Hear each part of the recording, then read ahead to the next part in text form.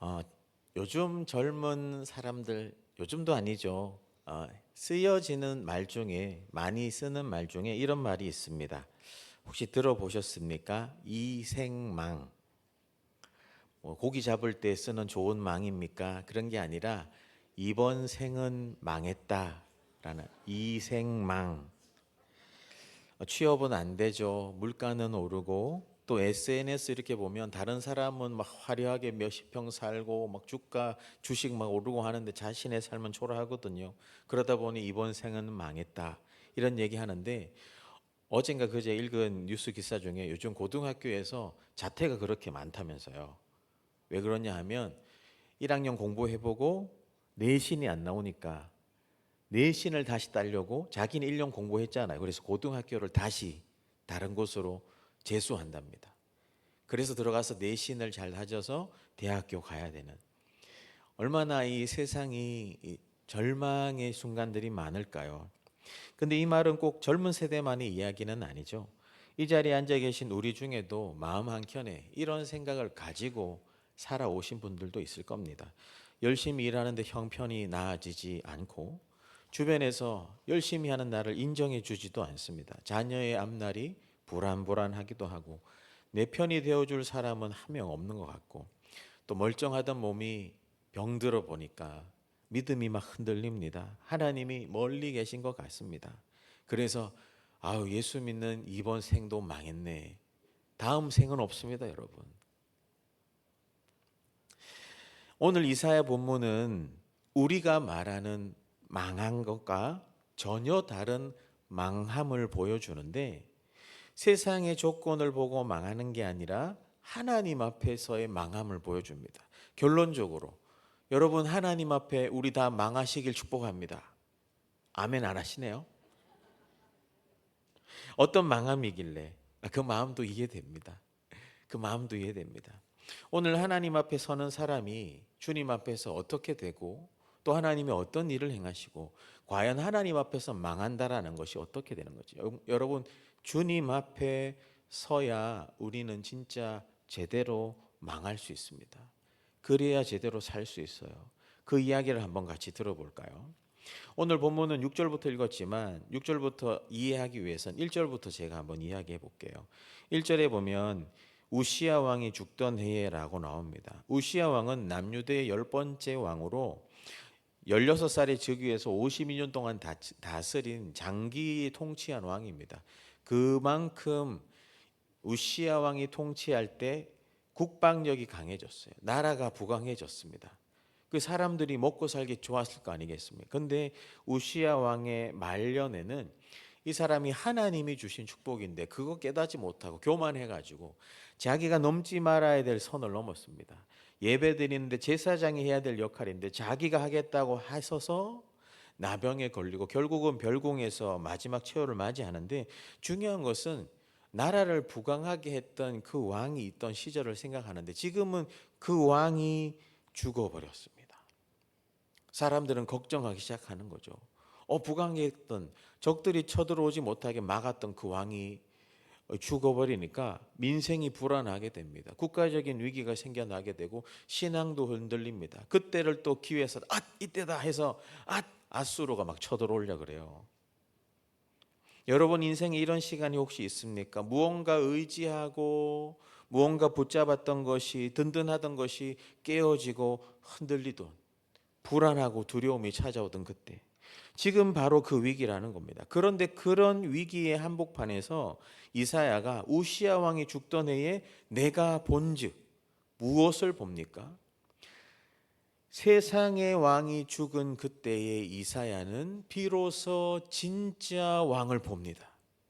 여러분 인생의 신앙의 위기를 만날 때 바로 그때가 진짜 내 삶을 다스리고 계시는 그 왕 되신 하나님을 볼 때란 말입니다. 상황을 보는 게 아니라 그때 비로소 왕 되신 하나님을 봐야 되는 겁니다. 그래서 신앙의 위기는 기회라고 하잖아요. 주님을 찾을 기회라고. 내가 본즉 주께서 높이 들린 보좌에 앉으셨습니다. 본래 이제 휘장이 거치고 법궤가 있어야 할 그 자리에 하나님의 보좌가 있는데 높이 들린 하나님의 위엄과 권위가 높이 있고 거기서부터 옷자락이 성전에 가득했대요. 하나님의 비공유적인 속성, 초월적이고 자존적인 그 하나님이 높은 곳에서부터 보좌로부터 그의 옷자락이 성전에 가득했다. 여러분, 제가 만약에 옷을 하나 입었다 생각해 봅시다. 근데 이 옷이 길어가지고 저 끝에 안내 서시는 분까지 옷이 쫙 드리워졌다고 하면 얼마나 무거울까요? 얼마나 클까요? 이것은 왕의 위엄을 이야기합니다.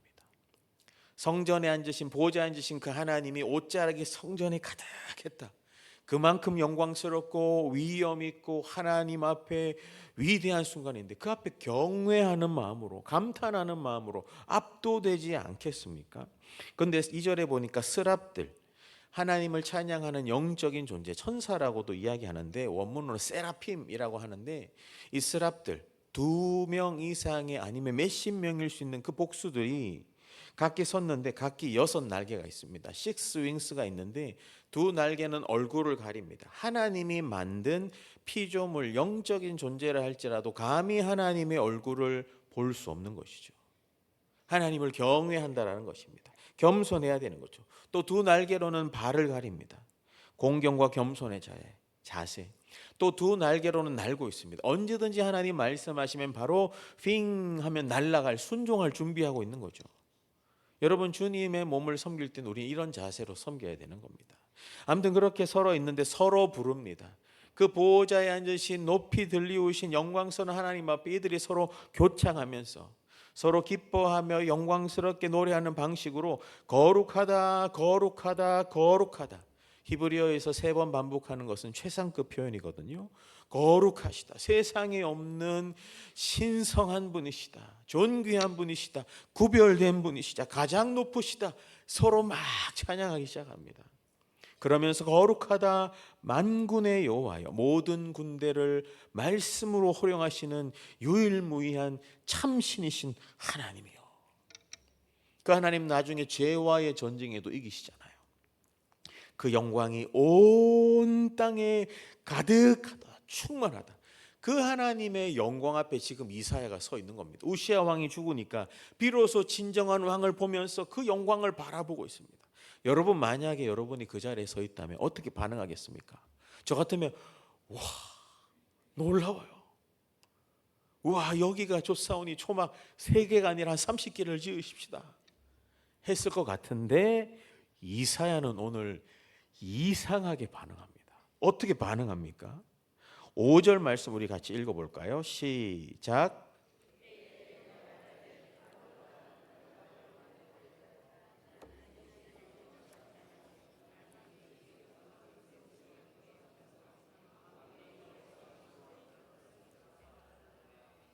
그 하나님의 거룩하고 영광스러운 임재를 눈으로, 몸으로, 피부로 경험하고 있는데 그 첫 마디가 뭡니까?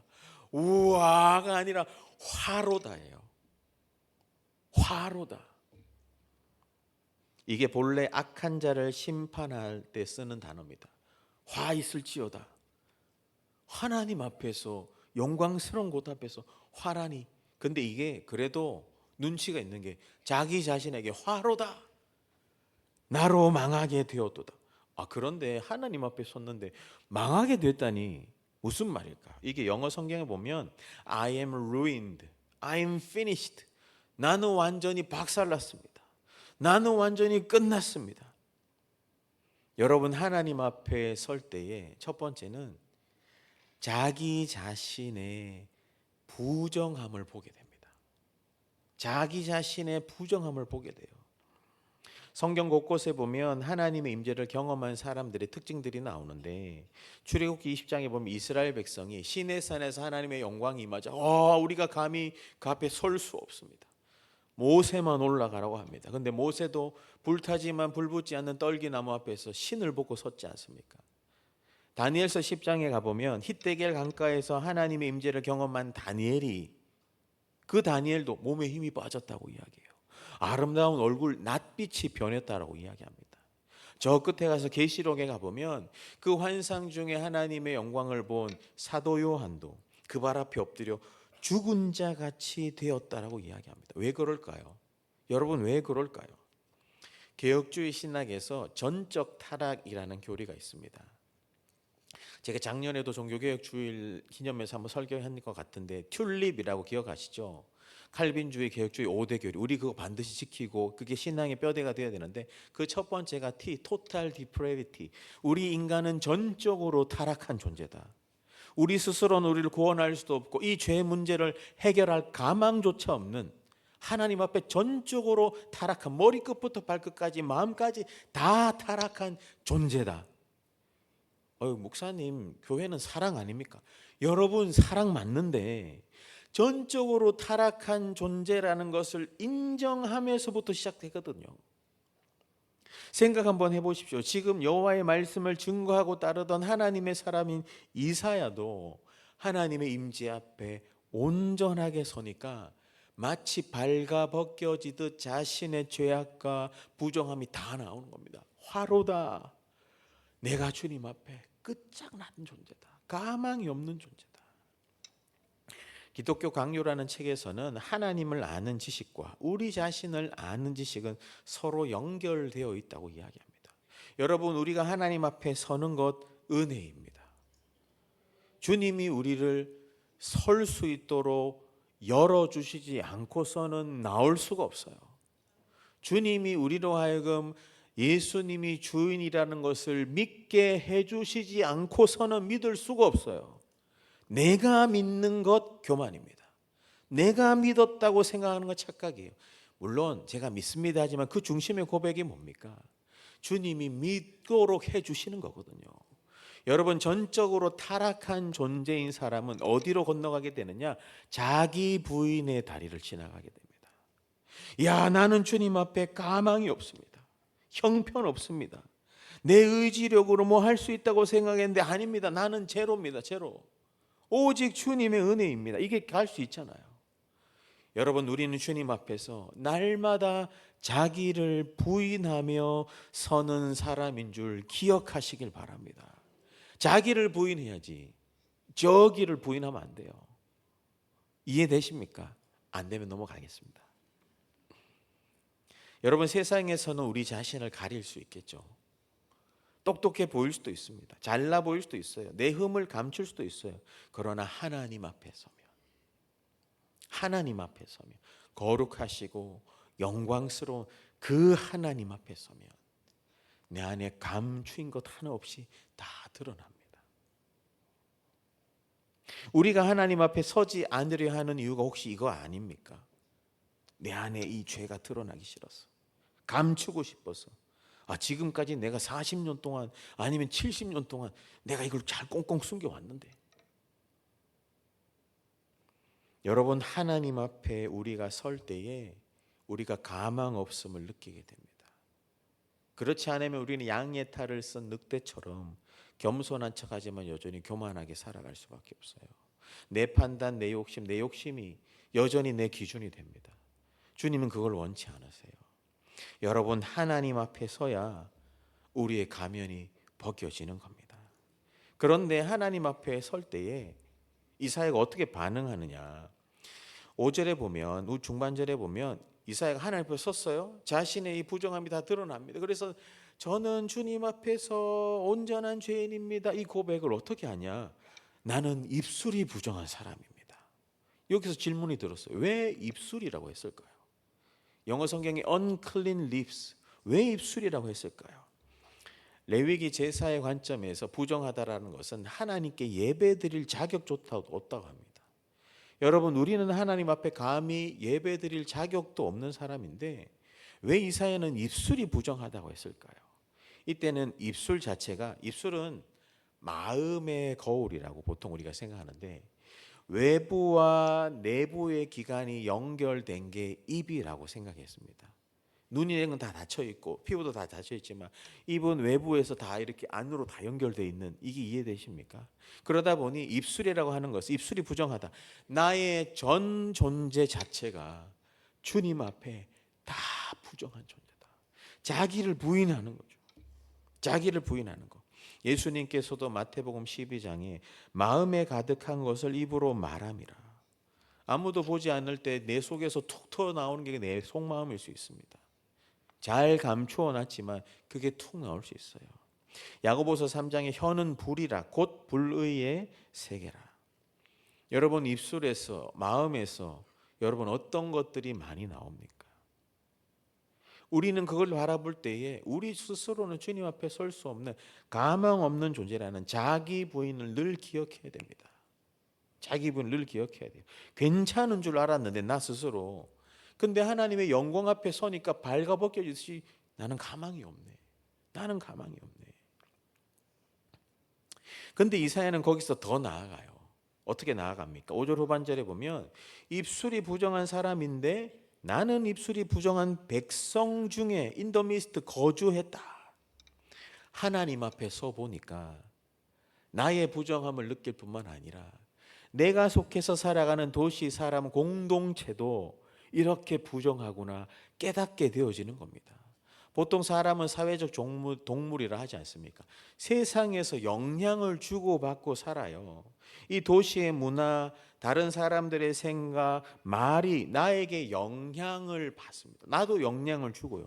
근데 그것이 좋은 영향만 주는 것이 아니라 죄된 영향, 탐욕의 영향도 우리가 많이 주고받고 사는 것입니다. 여러분, 죄는 오염성이 있습니다. 나를 오염시켜요. 그리고 죄는 감염성이 있습니다. 내 옆 사람을 감염시켜요. 우리 한번 생각해 봅시다. 우리가 매일 접하는 뉴스, TV, 미디어, 이 문화 속에서 우리는 하루가 다르게 빨리 나아가는 것 같지만 그 속에서 영향을 주고받고 살아요. 좋은 영향도 있지만 안 좋은 것들 어떤 것입니까? 물질이 최고다. 돈이 최고다. 요즘에 포스트 모더니즘. 네 마음에 원하는 대로 해. 괜찮아. 아니면 여러분 그거 아십니까? 요즘 TV에 자꾸 동성애적인 사랑을 미화하는 것이 많아지고 있다는 것. 은근슬쩍 우리 안에 들어올 수 있습니다. 은근슬쩍. 그리고 요즘 TV에 은근슬쩍 무속신앙으로 서로 경쟁하며 그거 보게 되는. 은근슬쩍 그리스도인이 어느 순간 신문 한 켠에 운세를 보고 있습니다. 양띠 이번 주에 어떻게 되지? 은근슬쩍 여러분도 모르는 사이에 2부 예배 마치고 전보러 갈지도 모릅니다. 점점점 세상이 그래요. 성경의 기준이 무너지고 있다고요. 이런 상황 가운데 여러분 우리는 하나님 앞에 서야 되는 거예요. 성경에서 도시는 죄로부터 시작된 곳이라고 이야기합니다. 하지만 어거스틴이 쓴 신국론에 보면 이 세상에 두 가지 도성이 있는데 하나님의 도성이 있고 이 땅은 세상의 도성인데 우리가 비록 세상의 도성에서 살아가면서 영향을 받지만 우리가 장차 나갈 곳은 하나님의 도성. 그래서 그 하나님의 백성답게 이 땅에 살아가지만 영향을 분별하며 살아가야 되는데 우리는 이 땅에서 영향을 분별하며 살고 있습니까? 아니면 무분별하게 그저 흡수하며 살아가고 있습니까? 여러분의 생각을 한번 점검해 보십시오. 말을 한번 점검해 보세요. 자녀에게 하는 그 태도를, 부모님에게 하는 그 태도를, 공동체에게 아니면 은연중에 하는 내 속마음을 정해 보십시오, 여러분. 로마서는 이야기하죠. 기록된 바 의인은 없나니 하나도 없으며. 여러분 하나님은 이 세상에서 표현하지 못하는 새하얀 도화지 같은 분입니다. 그 앞에 인간이 선다면 얼마나 많은 흠과 점과 티가 나오겠습니까? 그런데 우리는 우리의 설교의 종착점은 여기가 아닙니다. 하나님이 원하시는 것은 네가 죄인이야, 정신 차려, 똑바로 살아 이런 게 아닙니다. 율법주의가 아닙니다. 우리가 주님 앞에 서는 이유는 자기를 부인하고 이 세상의 부정함을 깨달으면서 이 다음입니다. 여러분 이것이 주님 앞에 우리가 설 때 주님 앞에 설 때 화로다 나여 망하였도다 했지만 망한 게 끝이 아니라 주님은 살려주시기 위한 줄 믿으시길 바랍니다. 어떻게 살려주시느냐 6절에 보면 그렇게 화로다 나여 망했습니다 라고 할 때에 그때 서랍 중에 하나가 그 제단에서 집게로 집어든 그 희생 제단에 집게로 집어든 핀 숯 이게 원문으로 활활 불타는 숫돌이란 뜻입니다. 그걸 손에 가지고 불타고 있는 숫돌을 가지고 와서 입술이 부정합니다. 나는 정말 입술이 부정한 죄인입니다 하는 이 입술에 갖다 댑니다. 근데 그 부정함이 치유가 돼요. 저는 여기서 이해가 안 됐어요. 여러분 이해가 됩니까? 여러분이 만약에 아픈 게 있어요. 부정한 게 있습니다. 주님, 저는 가망이 없어요. 부정합니다. 근데 주님이 그 핀수술 그 부정한데 됩니다. 근데 살아나네? 이해가 안 됩니다. 여러분, 내가 죽었어야 되는데 나 대신에 예수님이 십자가에 달려 죽으신 게 이해가 됩니까? 저는 안 됩니다. 또 그분이 죽으실 뿐 아니라 나의 모든 죄책을 지고 원수와 죄와 사망의 권세를 무너뜨리고 3일 만에 살아나셨대요. 저는 이해가 안 됩니다. 근데 그 살아나신 그분이 내가 죄인임을 고백할 때에 그 안에서 나의 죄까지도 다 해결해 주시고 나로 하여금 죄인을 고백한 너는 오늘 살았도다 말씀하시는 게 난 이해가 안 됩니다. 그러나 은혜가 됩니다. 이해는 안 되지만 믿어져요. 그게 우리의 소망이에요. 여러분, 이게 복음 아닙니까? 내 힘으로 나를 구원할 자 누가 있습니까? 내 힘으로 이 죄의 책을 해결할 자 누가 있습니까? 아무도 없습니다. 그저 하나님 앞에 서서 저는 죄인입니다. 자기 부인하는 거. 여기서부터 시작되는 겁니다. 그래도 난 좀 괜찮은데 그 사람 아직 멀었습니다. 완전히 저는 가망 없습니다. 이렇게 납작 엎드려 고백할 때에 그렇지? 그래서 내가 너를 치유하리라. 내 방법으로 내 방식으로 너를 고치리라. 불타오르는 그 숯을 고백한 그 가장 약하고 아프고 부정한 데 되니까 거기가 정결케 되는 겁니다. 여러분, 주님이 정결케 하시는 겁니다. 내가 아니라 우리가 아니라 주님이 깨끗게 하시는 거예요. 입술에 대며 이르되 이것이 내 입에 닿았으니 내 악이 제하여졌고 불의 악행이 제하여지다가 뽑아내다는 뜻입니다. 여러분, 나의 죄가를 가지고 나는 가망 없음 가지고 주님 앞에 설 때 주님이 우리를 지독하게 괴롭히는 상처와 죄가를 뽑아내시는 줄 믿으시길 바랍니다. 그리고 뽑아내실 뿐만 아니라 내 죄가, 보통 죄는 하마르티아라고 하는데 여기는 하타타라고 해서 차타타라고 해서 악인이라는 뜻입니다. 죄인도 아닙니다. 악인이라는 뜻이에요. 죄인입니다가 아니라 저는 악인인, 형벌받아 마땅한 악인인데 그 악도 사하여졌다. 카파르, 용서받았다. 사면받았다. 평화를 얻었다. 이게 우리가 친숙한 단어인 게, 여러분 창세기 할 때 노아의 방주에서 방주 나무를 바르고 역청을 바르다고 하죠. 그래서 진노의 물이 들어오지 못한 그 단어입니다. 진노가 우리 안에 침몰치 못하게 사면해 주시고 우리를 사하신 그 하나님의 은혜가 그저 내가 죄인입니다 고백한 그 사람에게, 자기 부인하는 사람에게 하나님의 은혜로 깨끗게 해주시는 겁니다. 이건 저는 이해 안 되지만 은혜인 거죠. 은혜인 거죠. 여러분, 하나님은 하나님 앞에, 복음 앞에 자신이 죽었습니다 고백한 자를 살려주십니다. 자신의 죄가를 직면한 자를 살려주시는 겁니다.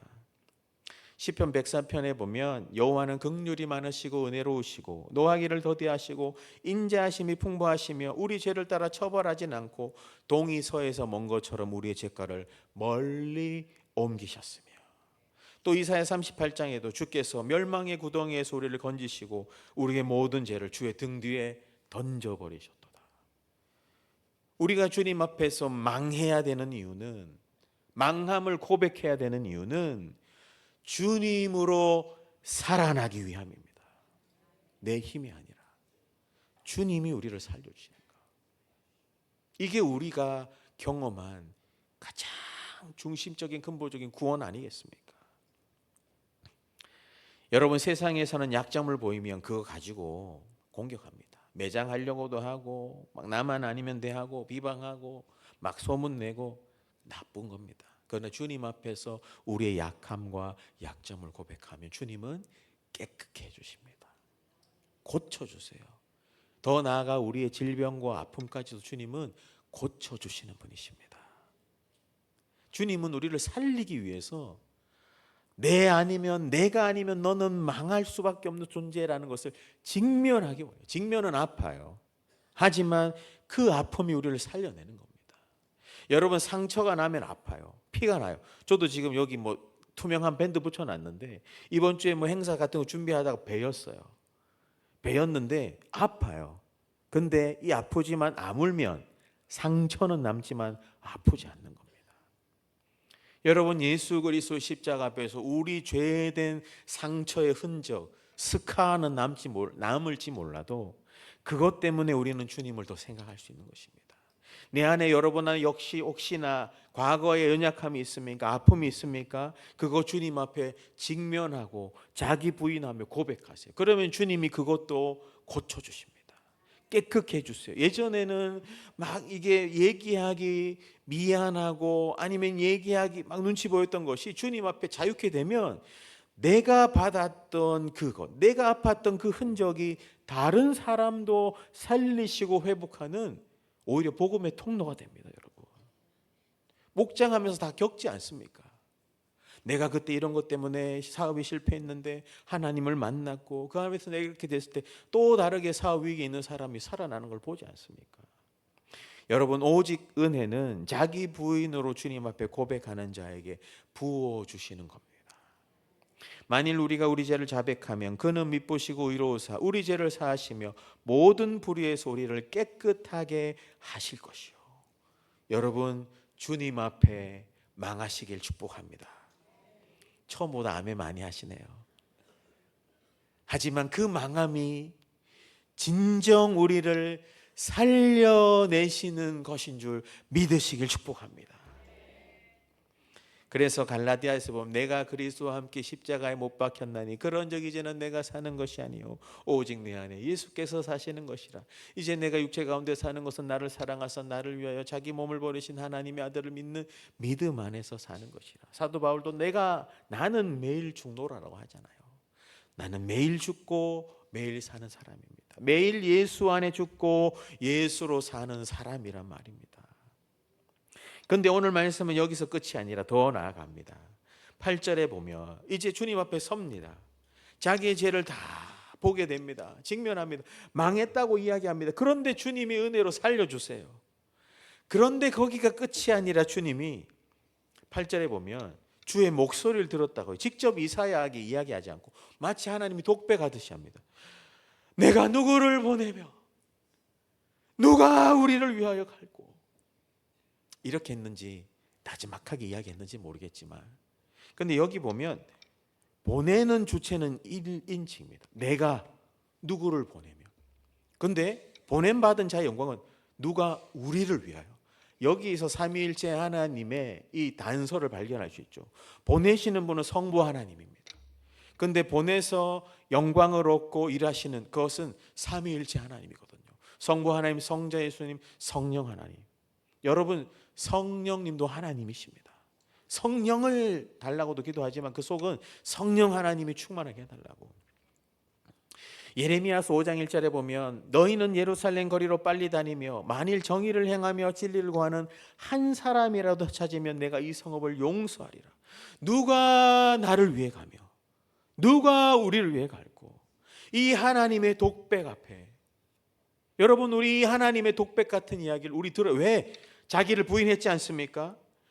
이해되지 않지만 주님의 은혜로 우리 다 구원받았지 않습니까? 깨끗게 되었지 않습니까? 거기서 끝이 아니라 주님은 주님의 복음을, 주님의 사명을, 주님의 뜻을 전할 한 사람을 찾으시고 있는 겁니다.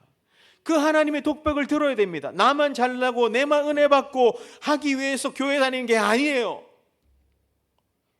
내가 받은 이 은혜를 또 다른 사람에게 전하기 위해서, 영혼을 구원하며 섬기기 위해서 주님은 오늘도 그 한 사람을 찾으십니다. 제가 종종 이야기하죠. 우리 인생의 미스테리 중에 옷장을 열어보면 옷은 많은데 입을 옷이 없는 것 같이, 좀 진지하게 적응해 보면 교회장을 열어보면 교회 마당을 밟는 인간은 정말 많지만 주님이 보낼 만한 사람은 없진 않습니까? 이 하나님의 독백 앞에 저는 우리 성실인들이 이렇게 반응하길 원합니다. 어떻게 해요? 8절 말씀 우리 같이 한번 읽어보겠습니다. 8절 있습니다. 시작. 내가 또 주의 목소리를 들으니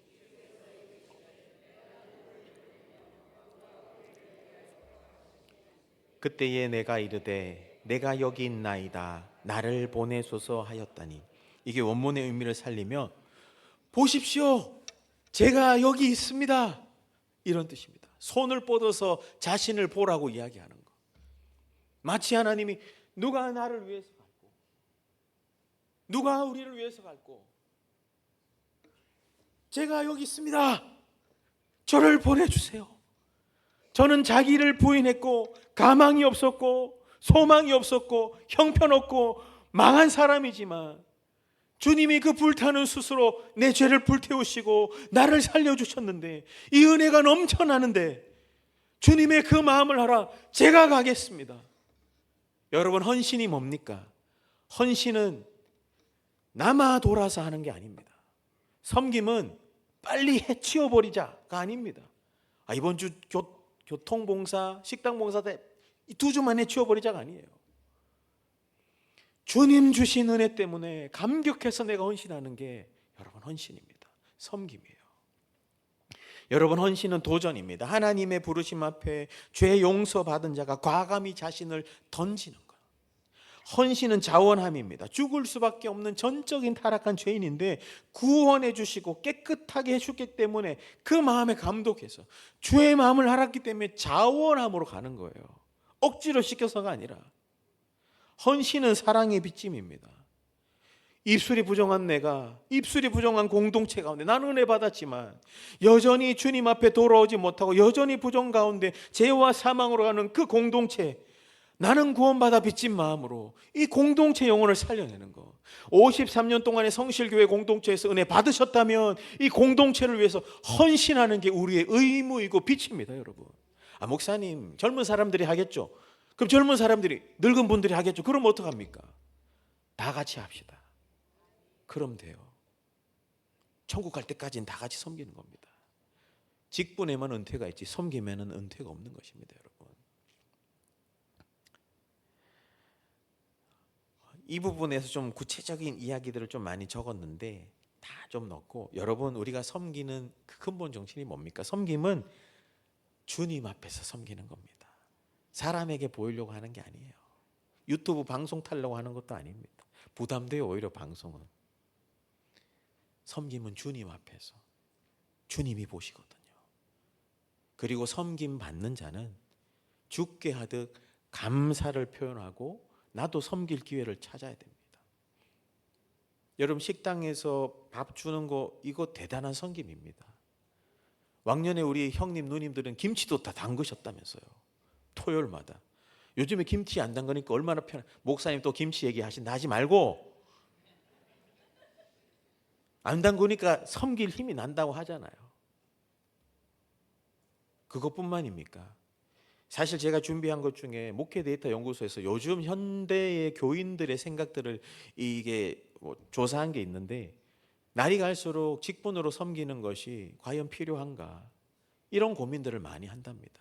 서열화되고 있지는 않은가. 행정관습이나 프로그램에 대한 피로감이 많지 않아. 모든 교회 얼마나 회가 많아요. 무슨 회회 있을 때 과연 이것이 현대 유익한가. 어느 순간에는 저와 함께 목회하는 그 시점에는, 어느 시점에는 다시 한 번 더 재고해보고 다시 재편해야 될지도 모르겠습니다, 여러분. 우리 교회에서도 지난 올 53년 동안 해오다가 멈춰진 사역도 있지 않겠습니까? 시대와 세대가 바뀌어지고 있는 거예요. 그래서 바꾸자가 아니라 그만큼 우리의 섬김의 근본 정신을 다시 생각해 봐야 되는 거죠. 우리는 어떻게 섬기고 있는가? 여러분, 형태는 달라질 수 있지만 저는 근본 정신은 붙들어야 된다고 생각합니다. 섬김은 죽게 하는 겁니다. 그리고 주 앞에서 하는 거고, 그리고 죽게 하듯 감사를 표현해야 되겠죠. 교통봉사할 때도 제가 2, 3분 마치고 나가보면 땡볕에서 얼마나 수고 많으십니까? 여러분, 누군가의 섬김으로 우리 공동체가 다 있는 거예요. 그런데 나만 은혜 받고 쏙 갈 수 없는 거예요. 그러면서 9절에 쉽지 않은 사명을 이야기하죠. 이사야가 제가 가겠습니다 하니까, 그래 너 가봐라. 근데 가서 네가 전하지만 듣기는 들어도 깨닫지 못할 거고 보기는 보아도 알지 못할 거라. 여러분, 시대가 이런 시대가 되었습니다. 가서 복음을 전해도 듣는 것 같지만 듣지 않는 시대가 앞으로는 더 할지도 모르겠습니다. 하지만 어렵지만, 화려하지 않지만, 결과가 보장되지 않지만 확실한 것은 신실하게 믿음을 지켜 순종하는 자를 통해 주님은 오늘도 주님의 역사를 이루신다는 겁니다. 말씀을 정리합시다, 여러분. 오늘 하나님 앞에 내가 서봅니다. 나의 죄를 고백하며 자기 부인합니다. 망하게 됩니다. 하지만 이 망함으로부터 주님을 살려주시는 거죠. 이해되지 않지만 복음으로. 여기가 끝이 아니라 결국은 하나님의 마음을 가지고 섬기며 헌신하는 자리까지 우리가 나아가야 되는 겁니다. 그래야 주님 나라가 임하는데, 특별히 여러분 오늘은 총회에서 이야기하고 또 같이 의미를 갖는 순교자 기념 주일이기도 합니다. 우리는 순교자를 영웅으로 추앙하거나 교단의 역사를 자랑하고자 하는 게 아닙니다. 여러분, 우리 교회에도 십자가가 걸려 있는 이유는 이 십자가 걸린 성실교회가 누군가의 섬김과 희생, 순교의 피가 뿌려진 공동체라는 겁니다. 이 한국만 해도 그렇지 않습니까? 선교사님들의 헌신과 순교의 피, 양화진에 가보면 제가 정말 많이 울었던 그 무덤이 있어요. 인펜트, 유아들의 무덤입니다. 부모 따라왔다가 열병 걸려서 죽은 2-3살짜리, 이름도 없이 그냥 유아 무덤이 한 켠에 있어요. 그래서 우리 교회 양육이 시작되면 거기 한번 가서 다 한번 봤으면 또 여러 군데를 한번 갔으면 좋겠는데, 누군가의 섬김과 희생으로 우리는 여기 있는 겁니다. 순교자 기념주일, 순교자가 아니라 순교하게 하시는 그 영광 앞에 하나님이 여기까지 지켜오셨다는 거예요. 우리가 오늘 기억해야 될 건 뭡니까? 누군가는 하나님 앞에 자기를 부인하며 섰지만 은혜로 구원받았고, 하지만 그 은혜에 감격하여 섬김과 희생, 헌신의 자리까지 나아갔다라는 그 사명의 자리. 여러분, 우리 그리스도인들 어떻게 살아야 됩니까? 사명자라고 해서 다 주의 종이 되라는 게 아닙니다. 다 목사 되고 다 선교사 되라는 게 아닙니다. 요즘은 미셔널 크리스찬으로서 여러분 직장으로 사업의 현장에서 공무원, 직장인, 예술인, 교육자, IT업에 종사하는 분들까지 모두가 하나님의 사명자의 마음으로 가는 것, 그 영역 가운데 주님의 뜻대로, 주님의 성품대로 내가 성성봉사하여 하나님의 복음의 역할을 하는 것. 성도지도 선교지요, 선교지도 선교지라고 하지 않습니까? 사랑하는 여러분, 오늘 우리 하나님 앞에 다 서길 축복합니다. 다시 섭시다. 다시 섭시다. 특별히 주님 만나는 그 첫사랑의 감격이 식어지고 마음이 거북이 등딱지는 거북이한테 유익하기라도 하지, 내 마음이 거북이 등딱지처럼 형식화되고 딱딱해진 분이 있다면 다시 주님 앞에 섭시다. 내가 얼마나 악인이었는지, 하지만 이런 악인도 얼마나 크신 은혜로 구원해 주셨는지, 주님의 그 십자가 사랑 앞에 거기서만 멈추지 말고, 주님 내가 여기 있습니다. 내가 섬기겠습니다. 내가 수고하겠습니다. 그걸 통해 하나님 영광 받으신다면, 비록 어렵고 보장되지 않는 그 길이라도 주님, 그렇게 주님 앞에 서는 자를 통해 하나님 오늘도 주님의 역사를 이루어 가실 줄 믿습니다. 우리 다 그렇게 하나님 앞에 서는 사람 되길 주 예수 그리스도 이름으로 축원합니다.